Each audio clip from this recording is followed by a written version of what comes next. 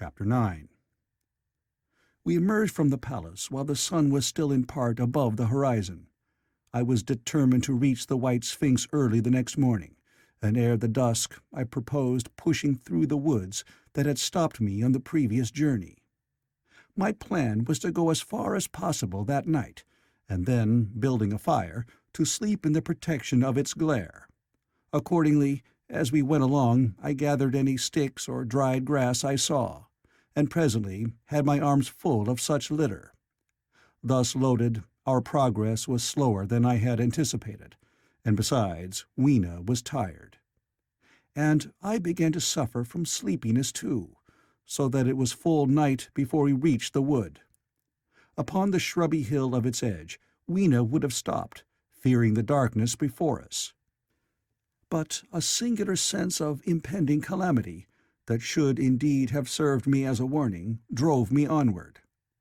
I had been without sleep for a night and 2 days, and I was feverish and irritable.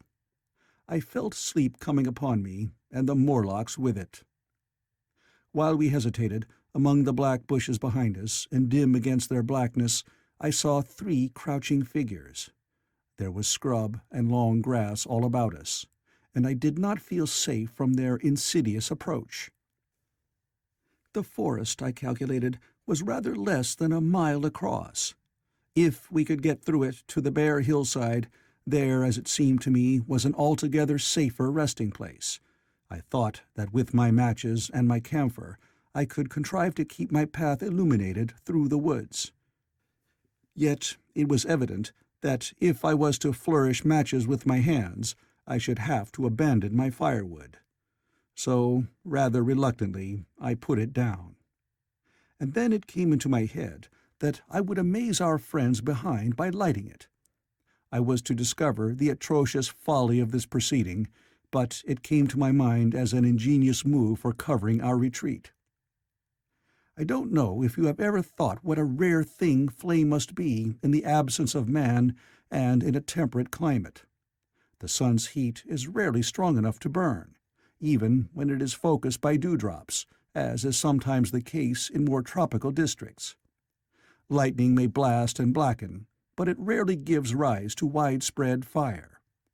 Decaying vegetation may occasionally smolder with the heat of its fermentation, but this rarely results in flame. In this decadence, too, the art of fire-making had been forgotten on the earth. The red tongues that went licking up my heap of wood were an altogether new and strange thing to Weena. She wanted to run to it and play with it. I believe she would have cast herself into it had I not restrained her. But I caught her up, and in spite of her struggles, plunged boldly before me into the wood. For a little way, the glare of my fire lit the path. Looking back presently, I could see, through the crowded stems, that from my heap of sticks the blaze had spread to some bushes adjacent, and a curved line of fire was creeping up the grass of the hill. I laughed at that, and turned again to the dark trees before me. It was very black, and Weena clung to me convulsively, but there was still, as my eyes grew accustomed to the darkness, sufficient light for me to avoid the stems. Overhead it was simply black, except where a gap of remote blue sky shone down upon us here and there. I struck none of my matches because I had no hand free. Upon my left arm I carried my little one, in my right hand I had my iron bar. For some way I heard nothing but the crackling twigs under my feet, the faint rustle of the breeze above, and my own breathing and the throb of the blood vessels in my ears. Then I seemed to know of a pattering about me. I pushed on grimly. The pattering grew more distinct, and then I caught the same queer sound and voices I had heard in the underworld. There were evidently several of the Morlocks, and they were closing in upon me. Indeed, in another minute I felt a tug at my coat, then something at my arm, and Weena shivered violently and became quite still.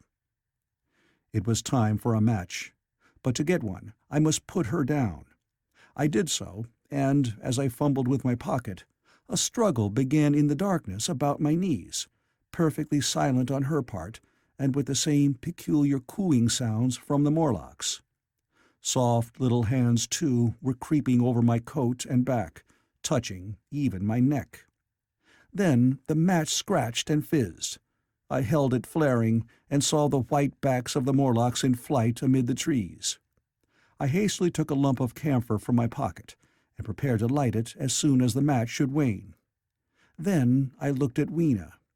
She was lying clutching my feet, and quite motionless, with her face to the ground. With a sudden fright, I stooped to her. She seemed scarcely to breathe. I lit the block of camphor and flung it to the ground, and as it split and flared up and drove back the Morlocks and the shadows, I knelt down and lifted her. The wood behind seemed full of the stir and murmur of a great company.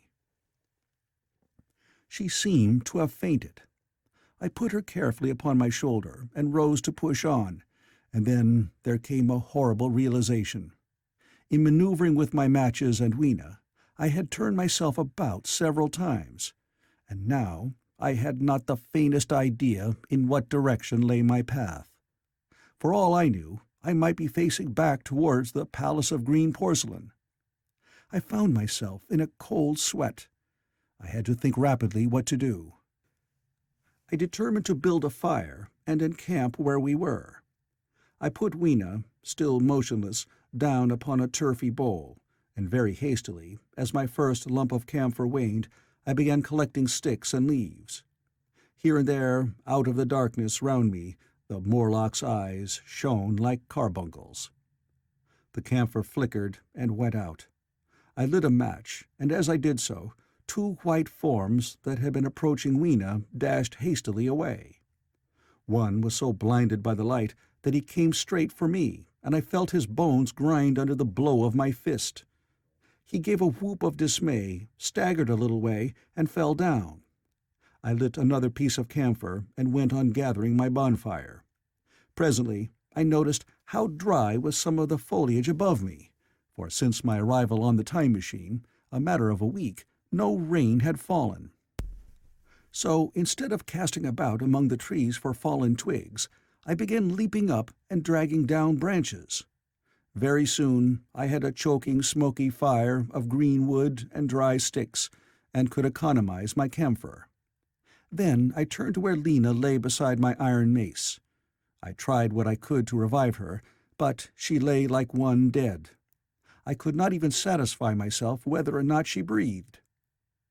Now the smoke of the fire beat over towards me, and it must have made me heavy of a sudden. Moreover, the vapor of camphor was in the air. My fire would not need replenishing for an hour or so. I felt very weary after my exertion, and sat down.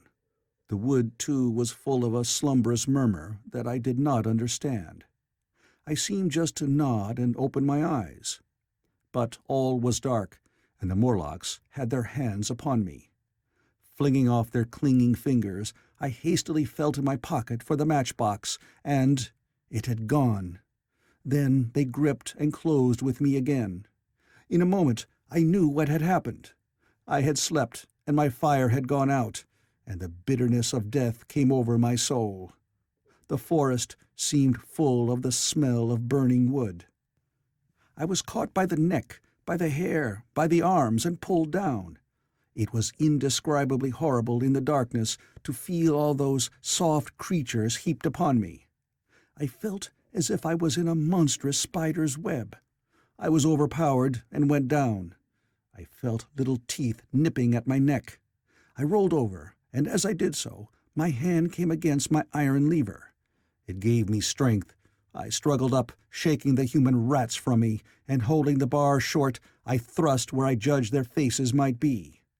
I could feel the succulent giving of flesh and bone under my blows, and for a moment I was free. The strange exultation that so often seems to accompany hard fighting came upon me. I knew that both I and Weena were lost, but I determined to make the Morlocks pay for their meat. I stood with my back to a tree, swinging the iron bar before me. The whole wood was full of the stir and cries of them.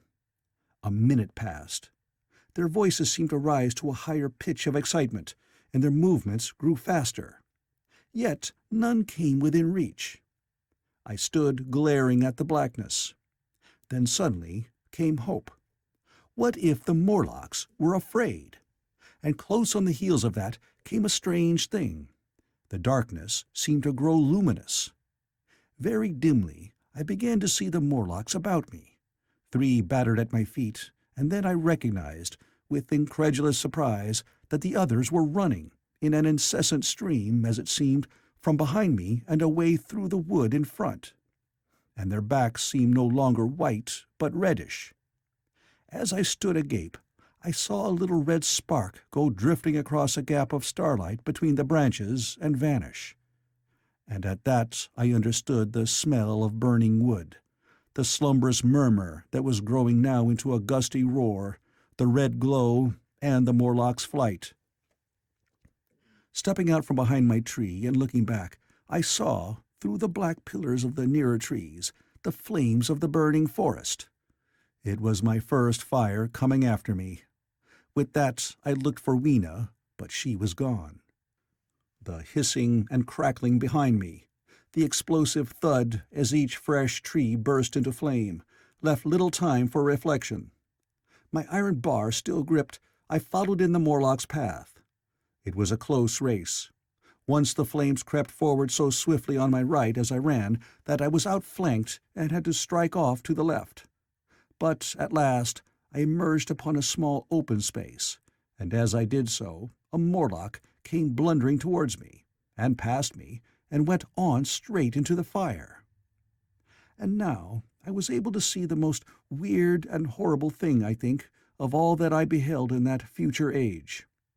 This whole space was as bright as day, with the reflection of the fire. In the center was a hillock or tumulus, surmounted by a scorched hawthorn. Beyond this was another arm of the burning forest, with yellow tongues already writhing from it, completely encircling the space with a fence of fire. Upon the hillside were some 30 or 40 Morlocks, dazzled by the light and heat, and blundering hither and thither against each other in their bewilderment. At first I did not realize their blindness, and struck furiously at them with my bar, in a frenzy of fear, as they approached me, killing one and crippling several more. But when I had watched the gestures of one of them groping under the hawthorn against the red sky, and heard their moans, I was assured of their absolute helplessness and misery in the glare, and I struck no more of them. Yet every now and then one would come straight towards me, setting loose a quivering horror that made me quick to elude him. At one time the flames died down somewhat, and I feared the foul creatures would presently be able to see me. I was thinking of beginning the fight by killing some of them before this should happen, but the fire burst out again brightly, and I stayed my hand. I walked about the hill among them and avoided them, looking for some trace of Weena. But Weena was gone. At last I sat down on the summit of the hillock and watched this strange, incredible company of blind things groping to and fro, and making uncanny noises to each other as the glare of the fire beat on them. The coiling uprush of smoke streamed across the sky, and through the rare tatters of that red canopy, remote as though they belonged to another universe, shone the little stars. 2 or 3 Morlocks came blundering into me, and I drove them off with blows of my fists, trembling as I did so. For the most part of that night I was persuaded it was a nightmare. I bit myself and screamed in a passionate desire to awake. I beat the ground with my hands, and got up and sat down again, and wandered here and there, and again sat down. Then I would fall to rubbing my eyes and calling upon God to let me awake. Thrice I saw Morlocks put their heads down in a kind of agony and rush into the flames. But at last, above the subsiding red of the fire, above the streaming masses of black smoke and the whitening and blackening tree stumps, and the diminishing numbers of these dim creatures, came the white light of the day. I searched again for traces of Weena, but there were none. It was plain that they had left her poor little body in the forest.